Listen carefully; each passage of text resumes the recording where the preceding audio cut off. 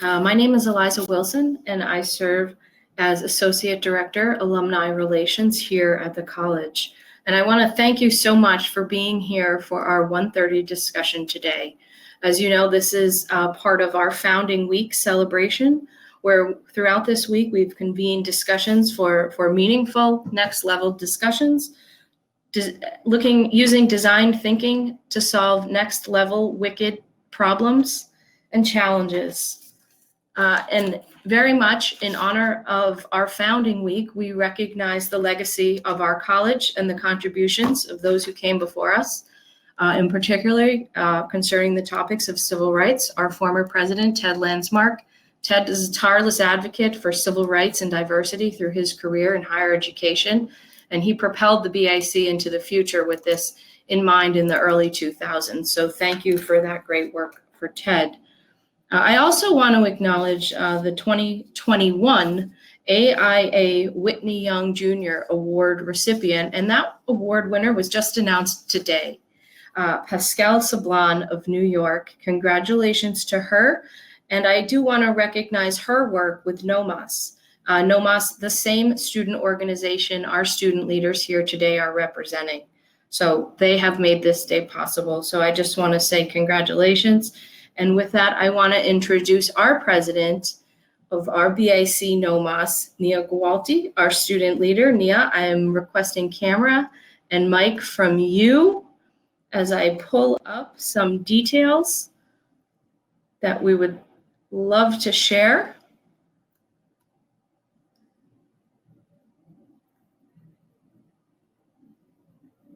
Nia,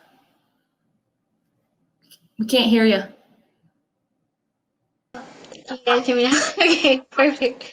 Hi everyone, my name is Nia Gwaltney. I've been at the BAC for like over a year now, almost close to 2 years, which is pretty exciting.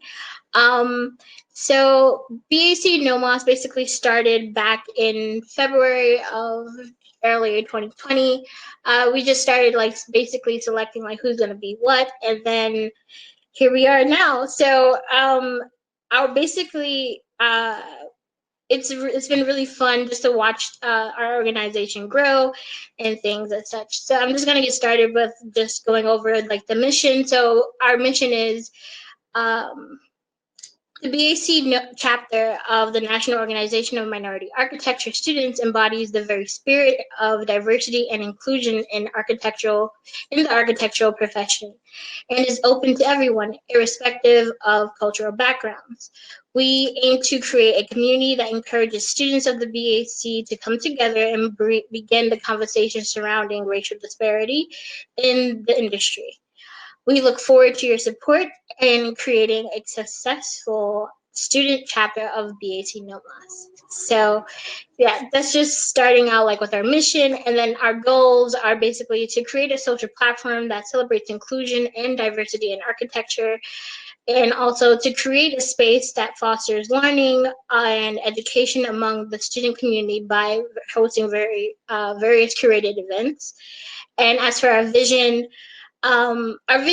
for the BAC is to amplify students. It's basically to amplify the voice of students and provide a platform that enables us to learn from our peers, alumni, architects, researchers, and anyone who acknowledges the importance of diversity in architecture. Through this, we'll be able to provide outreach opportunities that will promote both our school and community, which will help a widespread of letting others know that architecture is a chance to build a future that changed the world in a positive way. And as Eliza said, I'm the president of BAC NOMAS. Our vice president is Catherine, our treasurer is Salma, and our secretary is Rebecca. We're a total of 31 members. So it's pretty exciting to see how much we've grown throughout the semester.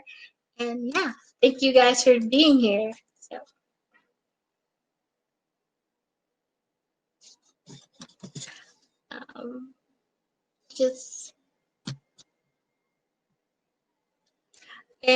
Yeah, so thank you guys for being here, and I believe we'll now play the video recording, which will be very exciting to do. So. Yes, and I'm going to now turn on the video we have prepared with guest readers. Some you will recognize, some you may not, and some are also available for us after. As we know, the speech that changed architecture forever, as it is known, was delivered by Whitney Young Jr. in 1968. Whitney Young Jr. was the executive director of the Urban League. And in 1968, the president of the, I think I'm just going to turn your mic on. The president of the AIA saw fit to bring Mr. Young to address the audience of architects and to see how do we engage the profession in a more meaningful way as it relates to serving our urban communities and bringing diversity into the profession. So the speech, if you have not read it, is 13 pages long.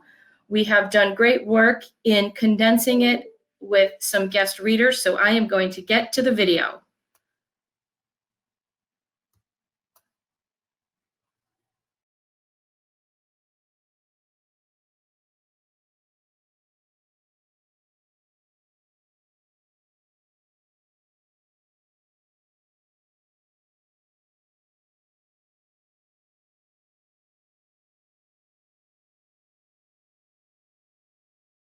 I would very much like to speak to you as citizens and as a professional group, and simply as men and women.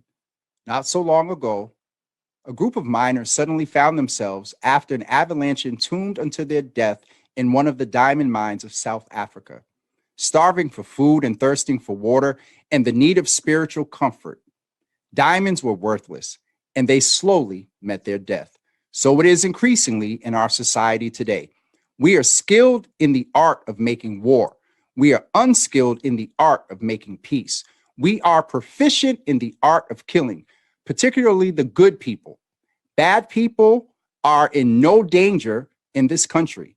We are ignorant in the art of living. We probe and grasp the mysteries of the atomic fission and unique and ingenious ways to handle brick and mortar and glass. And we most often forget such simple things as the Sermon on the Mount and the Golden Rule. Somehow, there must be a place in our scheme of things for those broad human values which transcend our materialistic grasping and our values that are concentrated more around things and people, or else we shall find ourselves entombed in our diamond mine of materialism. It would be the most naivest escapists who today would be unaware that the winds of change, as far as human aspirations are concerned, are fast-reaching tornado proportions. Throughout our world society, and particularly in our own country, the disinherited, the disenfranchised, the poor, the Black are saying in no unmistakable terms that they intend to be in, or nobody will be comfortably in. But the disinherited in our society today, unlike the past, are fully aware of the gap between their standard of living and the large majority of Americans. No longer are they sharecroppers on farms and in rural areas where they have not the benefit of newspaper or radio. Today, for the most part, the poor live within a stone's throw of the affluent. The poor are also today quite conscious of how other people have managed to lift themselves out of the mire of injustice and poverty. Whether it was the leaders of civil disobedience in the Boston Tea Party, or the revolutionists in the American Revolution, or the labor movement, or the women's suffrage movement, or the struggles of the Irish, the Italians, or the Jews. Now, there is one other factor that tends to accelerate and, if anything, complicate the issue. The poor and disinherited of our society today have found strong allies. The allies are the young people of this country and of the world. The crisis is not in our cities, ladies and gentlemen.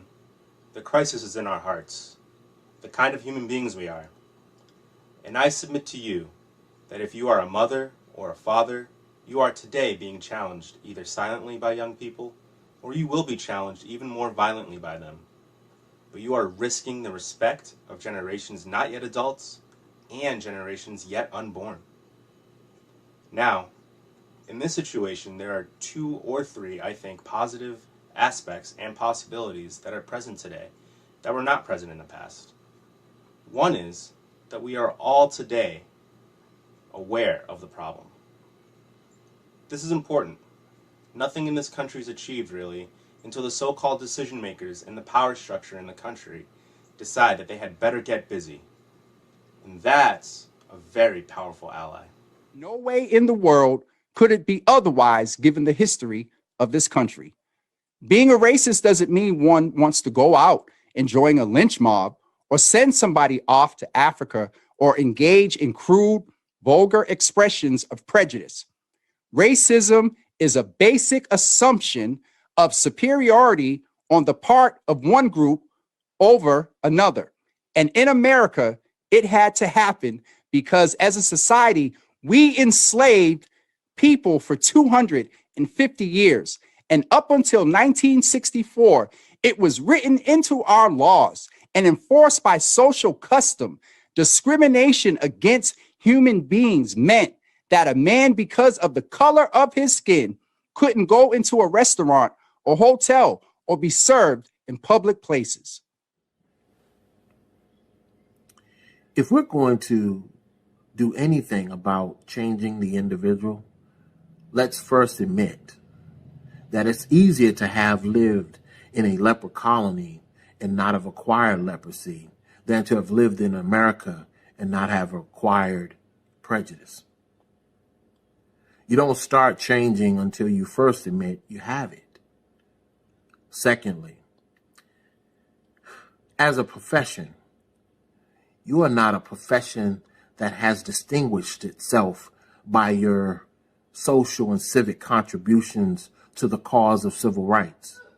And I'm sure this has not come to you as any shock.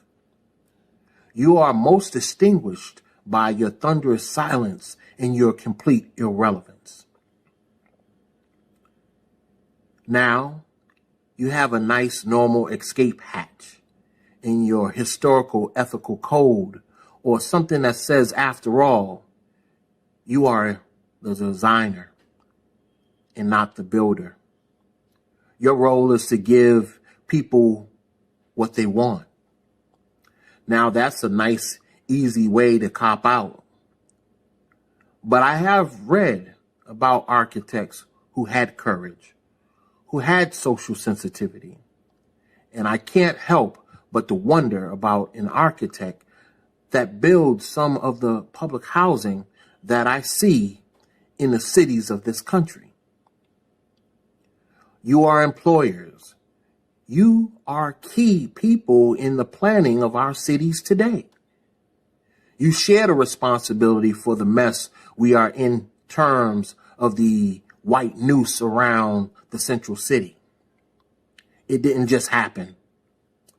We didn't just suddenly get this situation. It was carefully planned. We're going to have people as committed to doing the right thing, to inclusiveness, as we have in the past to exclusiveness. You are here as educators. Many of you are in educational institutions. I took the time to call upon a young man who just finished at Yale, and I said, "What would you say if you were making the speech I am supposed to make today?" Again, not quite as said it and as direct as your young student here, because he did have some strong observations to make. He wanted you to become more relevant. He did want you to begin to speak out as a profession. He did want, in his own classroom, to see more Black people. He did want to see more Black teachers. He wanted that while this class was going on, somehow for educators to get involved in the community around you. When you go to the city, Champaign-Urbana, the University of Illinois is about the only major institution and just within 2 or 3 blocks are some of the worst slums I have seen in this country. It is amazing how within a stone's throw of the School of Architecture, you have complete indifference. Unless you have a federal grant for research, and even then, it's to study the problem. As a profession, you ought to be taking stands on these kinds of things. If you don't, as architects, stand up and endorse model cities and appropriations, if you don't speak out for rent supplements or the housing bill calling for 1 million homes, if you don't speak out for some kind of scholarship program that will enable you to consciously and deliberately seek to bring in minority people who have been discriminated against in many cases, either kept out because of your indifference or couldn't make it. It takes 7 to 10 years to become an architect. Then you will have done a disservice to the memory of John Kennedy, Martin Luther King, Bobby Kennedy, and most of all, to yourselves. You are a part of this society. It is not easy. I'm not suggesting the easy road, but the time has come when no longer the cooks and crockpots speak for America. The decent people have to learn to speak up, and you shouldn't have to be the victim to feel the other's pain.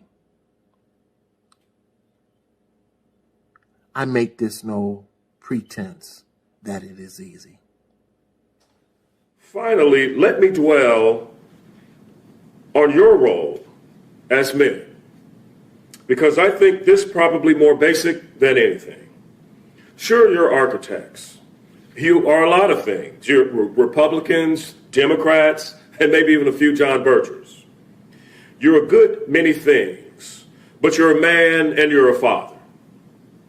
I would hope that somehow you would understand that this issue, more than any other of the human rights, today separates the phony from the real, the man from the boy, more than anything else.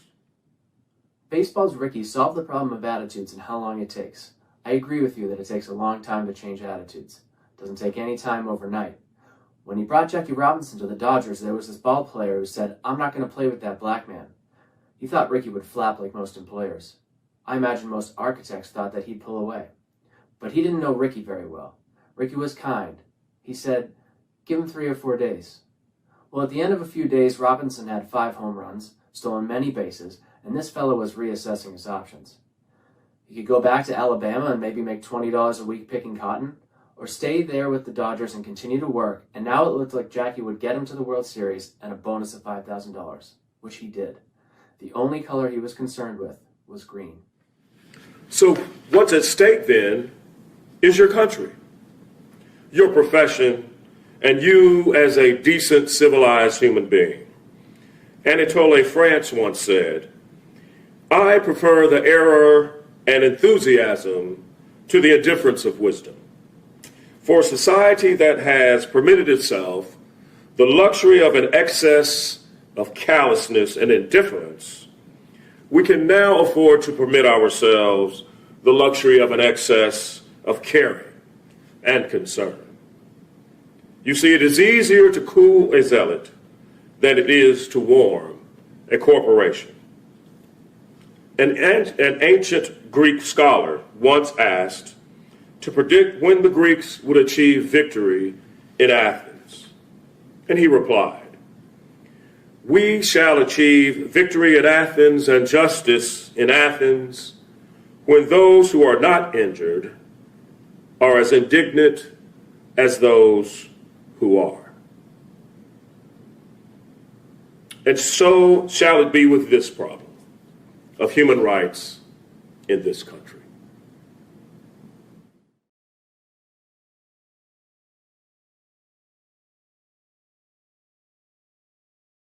To our guest readers. Yes, powerful message indeed.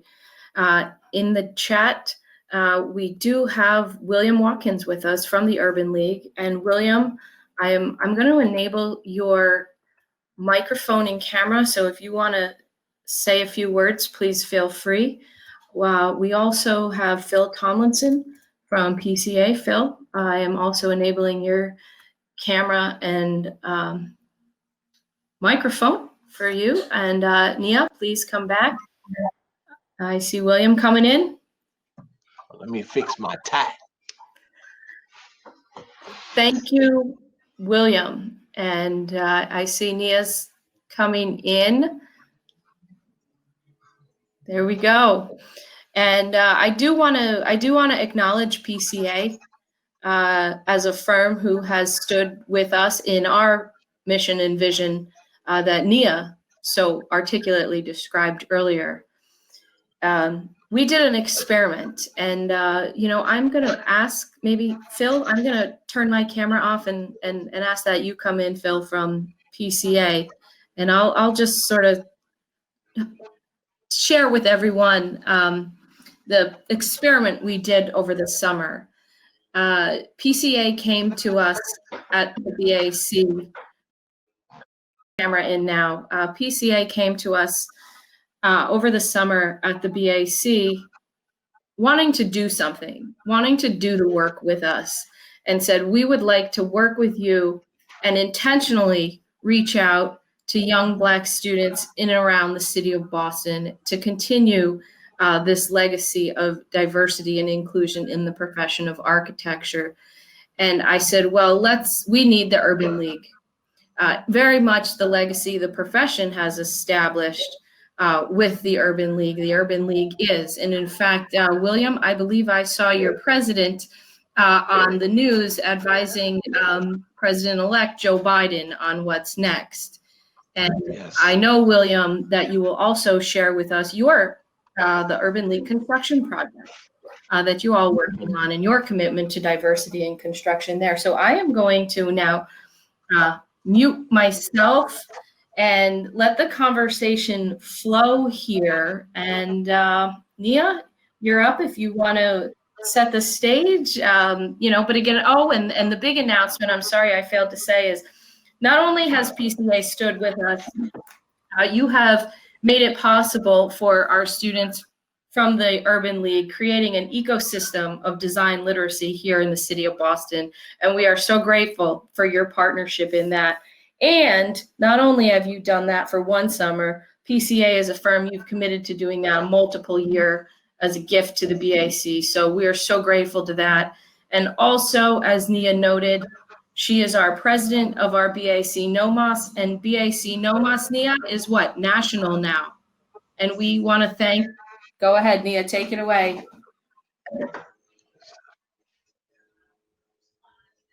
Your mic. Can you guys hear me now? Right. Yes. What keeps happening? But yeah, so like I basically said earlier, we started back in early February of this year, right before we fully transferred online. And it took some time for all of us to adjust basically, but we basically picked it up again around June. And like in the summer where there was like a lot of things that were happening all around the world, and since everybody is home, everybody's taking note, everybody's like looking at just like what's on the TV or what's on their phones, and we were like, we probably should definitely start picking this up, because it's a very important organization just to even have at our school, because our school is very diverse. Like even as like you're walking around, you'll see people from basically everywhere. And you also get to meet people from everywhere, like from across seas or from South America or from Africa. You just meet just like a ton of people who are from different places. So I felt like it was extremely important to have NOMAS at our school and like make sure that we are a recognized chapter, which we're definitely almost done with. And it's super exciting because we are working hard throughout the summer, just trying to make sure that we have like people who want to be involved and also who want to join and like see what we can do throughout like this fall semester, and also pick it up again for spring, and making sure everything flows through and then everything stays, and making sure like the organization stays at the BAC. Because last time I checked, the last time the organization was active at our school was probably in 2013, I believe. It has been like a really long time. So it, like, in all honesty, I couldn't have like done it without like my entire team, like the people I've mentioned, like Catherine, Rebecca, Salma, and also like another person I mentioned, but like she's super important to our organization, is Duty. Like they've been like extreme help when running like this organization and trying to put everything together, and like attending meetings and just making sure everything flows. And I'm super happy to be here today and like basically start this conversation. So It's great. Yeah, it's very great. I want to say to you, Nia, thank you. And I say thank you because I'm talking for the young person that's going to come behind you.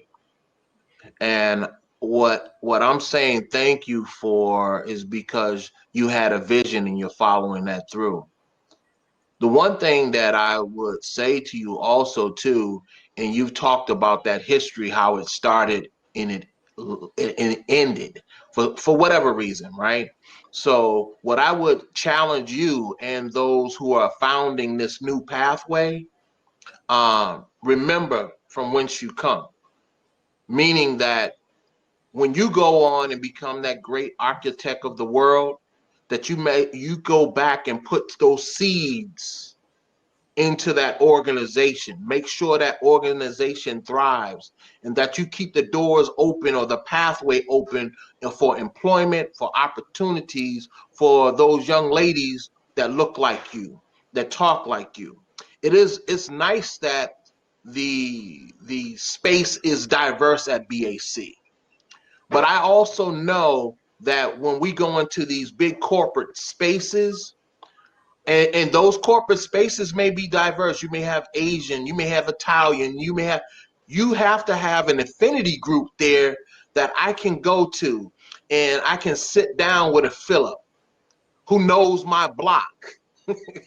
he knows my neighborhood, and we can have that sort of conversation, and then I go back out into that diverse workspace and don't feel like I'm alone and that I'm passed by. So always remember that the seed that you're sowing right now, you need to continue to water as you get older and as you get better in your profession. That's the reason why NOMAS will remain national. That's why NOMAS will remain relevant, and it's only because of how much water you keep, putting on that seed. And Nia, I want to, echo that sentiment. I'm coming from a place much like you. I was a part of a NOMAS. I went to Wentworth. There was NOMA Boston, but there was a student version of it. It wasn't directly with the school, and I joined it, and it wasn't that big. Then it kind of disappeared, and I went into the working world. A lot of the times I was, the only person of color working in some very large firms, 120 people, and it's discouraging. There's you don't have that person to relate to. So it's really important to have these programs, and it's really important that you are doing what you're doing. And it's important, like William said, is to, even when you move on, to come back and keep watering that plant, helping it grow. And that's what I'm doing today, ironically. So keep it up, keep doing that, and reach out for help when you need it. The community's here to help you. We're here to help, and whatever you need. Absolutely. As we were looking at the video, and I heard the words of Whitney Young, and even the piece that I did, I realized how important architects are to a city, and how architects actually set the tone or the mood of a city.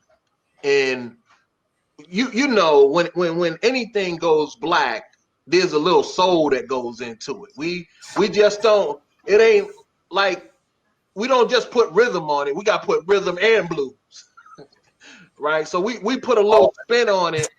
You know, it ain't just food, it's soul food, right? So I see how important it is for Black and brown people to be at the table when people are talking about creating these different spaces and places. And for us to be at the table means we're going to be included in those spaces. You know, a lot of times you see buildings go up. I was just watching a report out of Baltimore, and the woman was saying, those buildings are not for us. That's just gentrification coming in. So we have to be at these tables to help design the flow of these cities. And if we're not at the table, you know, just like we say in our own neighborhood, real recognize real. You know, real recognize real, and that's when we see the gentrification. So it is very important for the both of you, to make sure that when these buildings are constructed, they're constructed with a flavor that, you know, we're included. We know we're included. It's not going to push us out. You know, I see now a large movement in especially in urban centers where they're talking about micro homes or micro apartments. And you know, we don't want just a small bedroom and a bathroom. We want the American dream. We want to have that white picket fence in the backyard. Maybe in Boston you may not get too much of a backyard, but we want it. Right? Yep. So we already know, in seeing those sort of things, we're like, that's not for us. That's not what we were taught or what we were brought up to aspire to. So people like yourselves are very important. And especially in this, I was about to say moment, because this is a movement. What we're in right now is a movement. And we need conscious and deliberate, you know, architects that's going to say, this is where we're going to stake our flag in this movement, and this is how we're going to move the idea of affordable housing and what that looks like. You know, we have to be those planners at the table right now. Yeah, it's super important. I mean, I was actually talking about this today. Our firm, that's what we're currently doing. We created this group we call JEDI, which is Justice, Equity, Diversity, and Inclusion. I like that. I'm watching Star Wars with Mandalorian. Our lightsabers. We're the Jedi Council. That's right. That's right. I love it. But you know, our mission is to do just that. Just to create the space to have an equal opportunity for everyone, to bring us all to the table. We all have ideas and we all have different backgrounds. And as architects, you know, when we're trying to create a building or space for a community, we need all of that input from everyone. Otherwise, you know, what's the point? And that's been going on for so long that, you know, a large number of people have been left out of that conversation, and things have been developed and built, and then those people get pushed out. And that's the gentrification we're talking about. So it's super important to have all of those pieces. And you know, unfortunately, it took national events for this ball to start rolling. But now that it's rolling, we can't have it stop. So everything you're doing, everything that we're doing, it's all tied together. So. Yeah. I mean, for me, like, it's pretty exciting because, like, knowing where I'm from Brooklyn, New York. Like, I grew up right in Bed-Stuy, and like growing up, like mainly what I typically see, because it's the city and it's bedside, it was basically brownstone houses, and like knowing that you can like just basically walk around the corner to your grandmother's house, that's not a thing anymore, because like you have like all these places that are coming up new, and it looks completely different. It doesn't look like the same place that there was like it was before, because I remember walking, getting breakfast and going straight to my grandmother's house, and now if I walk through that neighborhood, I do not recognize it whatsoever. But and that's sort of like the thing, like you have to have people like out of color at these tables. You have to have people who looks just like me and you, and like having this discussion and seeing like what we can do to change these neighborhoods, because it's extremely important to keep just like the feel of like having something that's yours, basically. Like you get to have this neighborhood, like you recognize people that grew up here, you recognize like someone's mother or someone's grandfather because you grew up with them, and like you know that sense and you know that neighborhood. And my mom she wasn't born here, she's actually an immigrant. She's Afro-Latina. She comes from, her mom is Dominican and her dad is Haitian, and like she moved over here when she was 15 years old by herself, and she had to learn like that, like being here isn't just like where you're from. It's like it's sort of like a weird kind of feel when like she came here. It wasn't the same like as the place that she'd left from, and it was pretty interesting just like to hear her story and like her perspective of like what it was like coming to America and then trying to build something for herself and trying to build something like for her kids and just general. And it was really tough, but like we basically made it through like throughout the years. And when I learned about architecture was actually transferring from middle school to high school, and I intentionally wanted to become a fashion designer. But then I didn't fashion industries, and I got into a high school that was architecture, and that's when I learned about it. I was like, what is architecture? I had no real idea of like what it was, but it sort of basically opened my eyes to see like there's like more things that you can do than just like things you feel like you're limited to. And it's pretty exciting to like just look at just the world in general and see like what things can be done in order to like fix certain problems that shouldn't be there in the first place. So. I was just watching television earlier today, the news actually, and they were talking about how in this COVID, people are buying so much stuff online, and that the spaces that we have now, they have to look at differently because these boxes can't fit into some of these spaces. So these are some of the things that you all have to start thinking about now as you are creating, making sure that there's enough space for a lot of the packaging that is coming, especially in apartment buildings where you have so many people in an apartment building and there's not a mail room of sorts to house all of this stuff. So you have all of these boxes sitting out in front of the mailboxes, and it's starting to become an issue.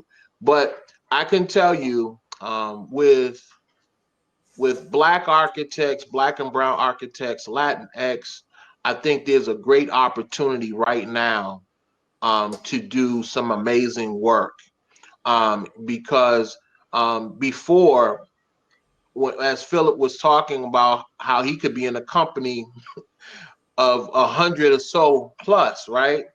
Black Lives Matter happens and everybody's looking at Philip. Are you okay? Do you want?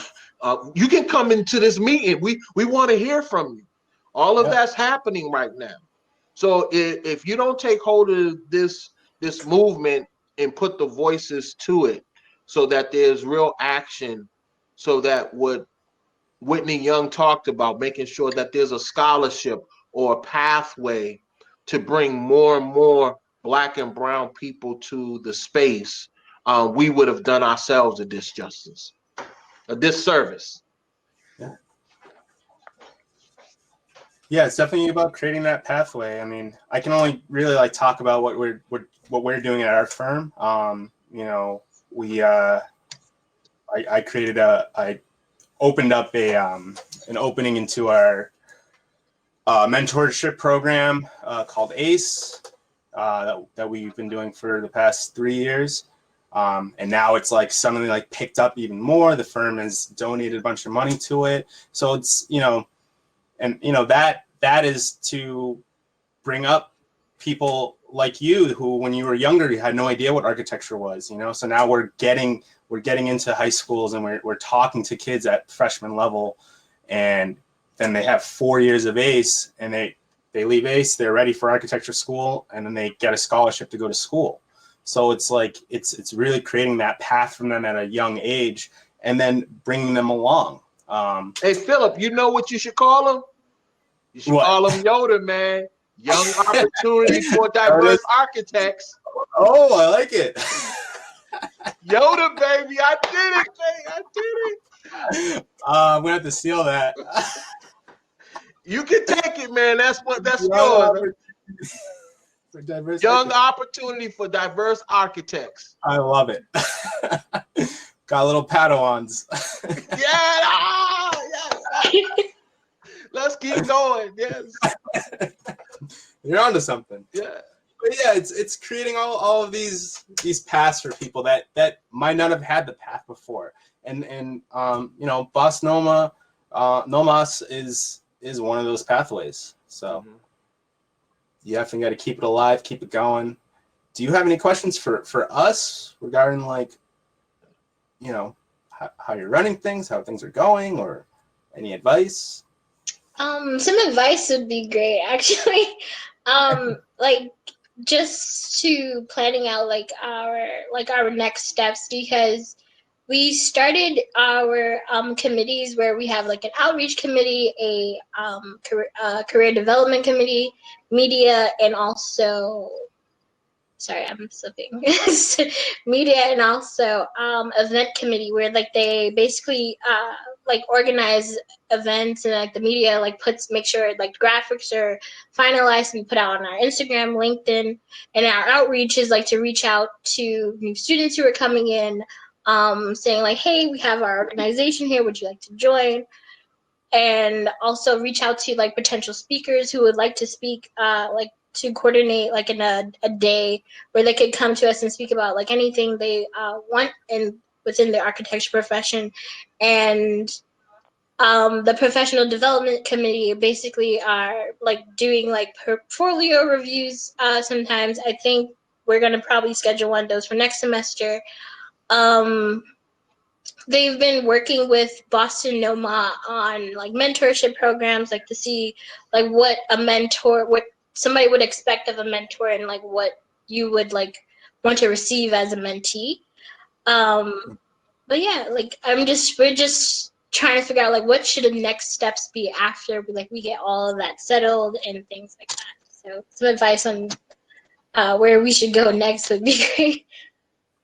I mean, it sounds like you're on a great track already. You have everything kind of set up and going. I would just say just don't stop.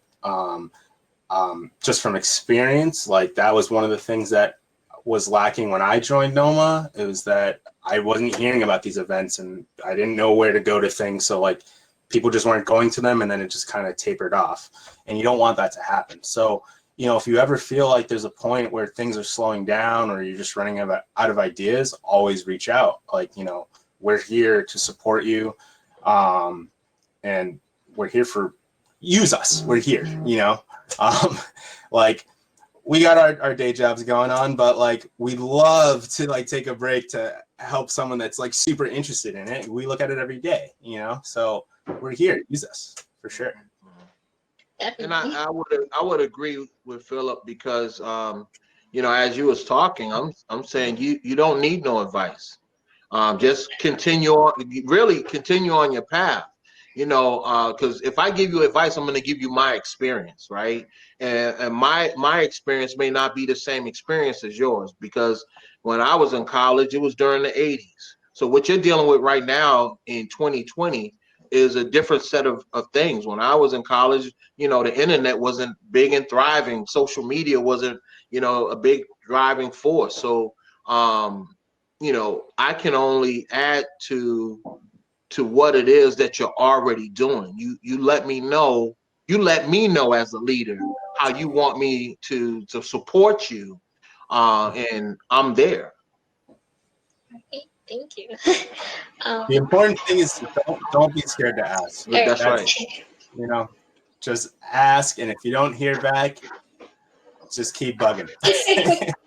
No one's gonna get mad at you for like wanting to learn or needing help. You know what I mean? So like, don't let that discourage you. Okay. Yes, thank you.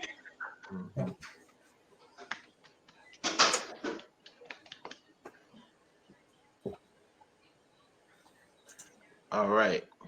Oh, change it to youth opportunity instead of young. Put youth opportunity for diverse architects. Yeah, I love it. I love it. I love it. I'm writing it down right now, actually. Yeah, you take that, Phil. That one's for you. I appreciate it. Every time I see the Yodas, I'm gonna say, man, I gave that to them. You're gonna get a shout out. Don't worry. Yeah, and thank you, Karen Nelson, in the chat. Jedi leads to Yoda. This is great, and it's happening at the BAC. That's right. William, I was wondering if you could share with us, as President Morrell did, about the new headquarters building you're building for the Urban League and what that means, what that building means. Because I think that may be a Yoda project in the works, if we could. Yeah. The Urban League for the longest has had a national headquarters in the Wall Street area of New York. So we're right now in the process of creating a new headquarters in Harlem, smack dab in Harlem. That it will be a center for excellence. It will be a center for entrepreneurs. It'll be a center for all of those things that we deal with, from housing, wealth creation. It will be one of those centers. And it's something that we are looking at doing here in Boston as well, recreating and redesigning our footprint here in Boston. Our footprint is in Roxbury, but we cover all of Eastern Massachusetts. So I would love to have a Yoda, Jedi, a Mandarin, whoever, to help us to look at how we reimagine our space. We have to reimagine every business right now, because of COVID, is going to have to reimagine their space. Once again, I'm watching the news and I'm seeing how retailers in the Copley Square area, they have to decide on whether or not they're going to go back into the Prudential. And if they go back, are they going to have a large footprint? Because employees that we said once before, no, you can't work from home. You're not going to be able to tell them now you can't work from home. So that's one less person that's going to be in there. But the finance director is going to be in the other room and is going to say to the executive board, hey, you know how much money we just saved by just getting Mr. Watkins Wi-Fi in his house versus giving him a desk, a chair, and paying for the lights and being in this nice plush area.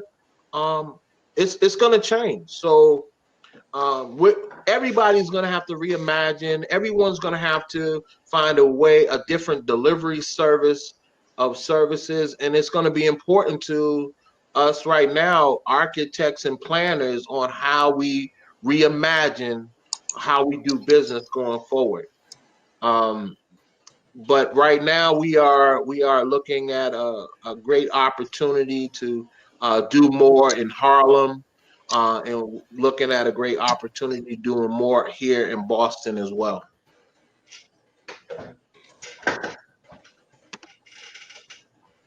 I'm an undergrad student applying to BAC next year, I definitely want to be a part of NOMAS. Can I have your email to chat a little bit? Oh, Nia, they want. Yeah, I'm just. Got a fan base already. They want to hit you up.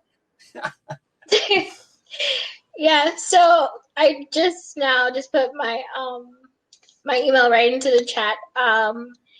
Yeah, so just email me. I believe we have a brochure. I'll just send that over to you in a couple of like the documents that we already have set up, and just to get you some more information about it. So yeah, feel free, email me anytime.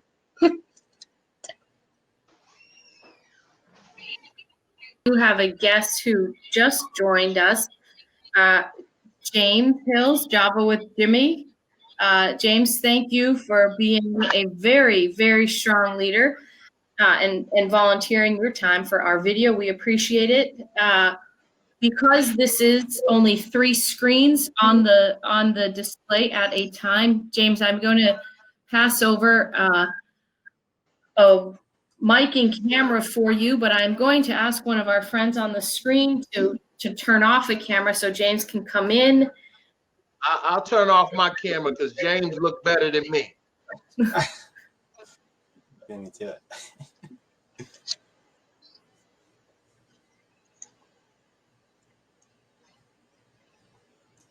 So James, you should be getting camera and requesting mic. Yes, I am. Hey, everybody, please forgive me for being late. It's been a very good, interesting day, and Eliza's aware of some things, but I'm sorry I missed the showing or casting of the event. But glad to be here with you all briefly this afternoon. Welcome. Thank you. So James, please do share any advice you have for our student leaders in continuing the work, this journey.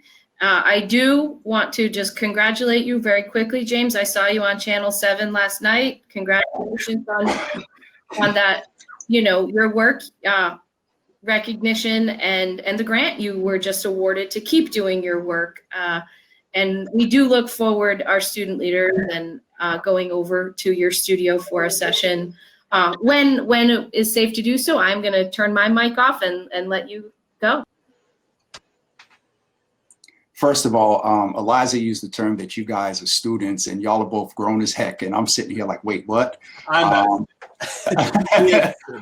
But no, I want to celebrate the two of you as being student leaders, Black student leaders.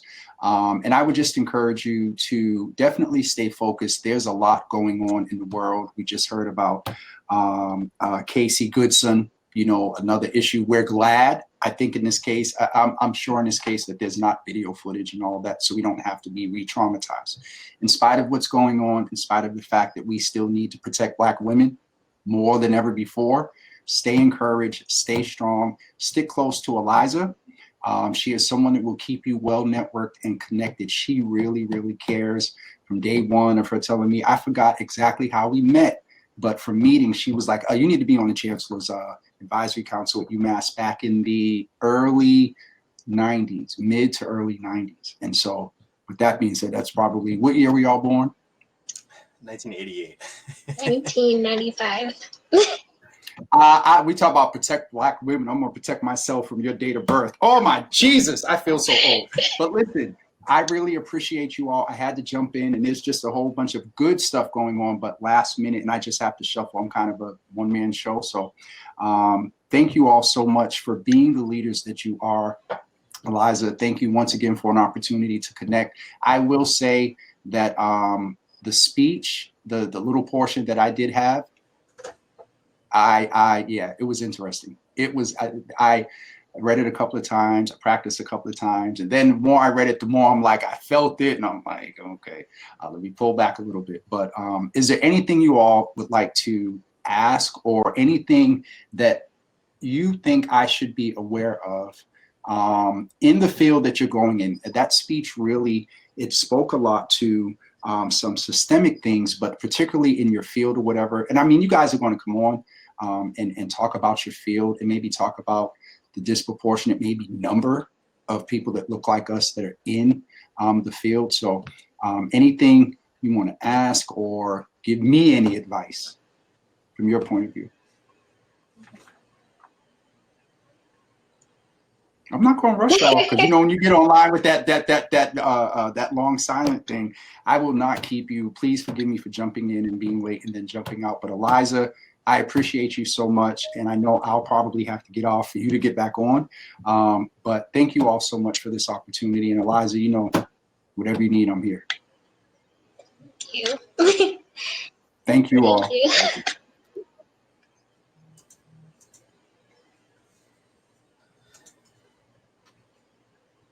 It's just us two. So thank you all. You know, we're closing up, just getting to our 2:30 hour. So really, thank you to all our guest readers. Thank you to PCA for, you know, doing the work with us. That is the partnership.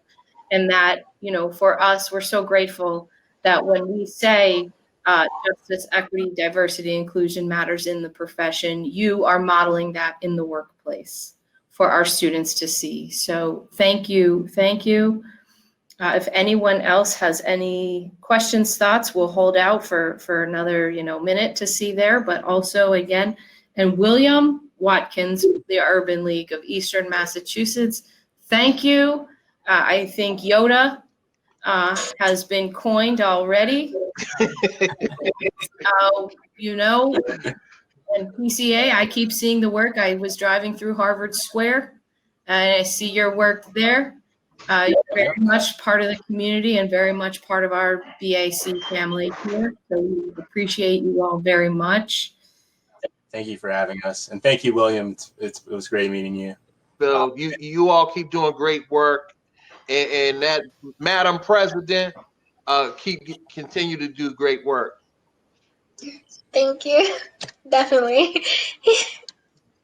Keep it up, Nia, for sure. All right, so we are gonna close it out, and I just want to make sure folks in the handout section of this chat right next to is more details about NOMAS if you want to get in touch with our students. I know now with this national recognition, Nia is going to continue leading the conversation forward at the national level. So thank you, and we will see you later. Have a great day. Thank you, everyone. Bye.